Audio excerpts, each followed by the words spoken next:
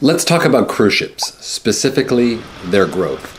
In 2001, 7.6 million passengers took a cruise globally. In 2019, that global number reached 30 million. That's 7.9% growth over the last 18 years. COVID saw an 80% drop in passengers. But by the end of this year, the industry looks to complete a full rebound, and then some, with a global total of 31 to 33 million passengers. And assuming the industry is back on track over the next 10 to 20 years with 7% growth, what does that mean? So the Port of Miami serves 55 cruise ships from over 20 cruise companies with 4 million passengers passing through every year. But it can only accommodate up to 8 cruise ships at once. Port Everglades and Fort Lauderdale can handle up to 9 cruise ships at once, and Orlando can handle up to 8 cruise ships at once. Barcelona's port, one of Europe's busiest, can handle 8 to 10 ships at once. If we say there are 32 million passengers in 2024 and use 7% growth, and we let that play out for 10 years, that means we're talking about 63 million global passengers, about double what we have today. And in 20 years, that's 124 million passengers, about 4 times what we have today.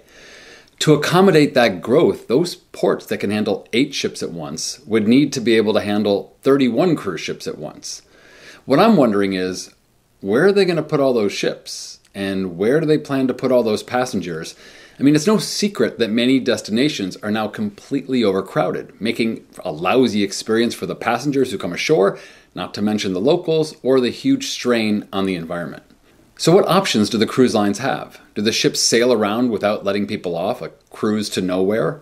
It's not hard to imagine. I mean, they certainly have enough entertainment on board. Or will there be much smaller ships going to new, smaller ports? Or do they buy up more private islands and stop there?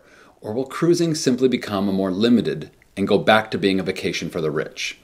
I mean, it's kind of headed that way. In the 1990s, a 7-night cruise price was about $500 with $50 to $100 per day spending on board.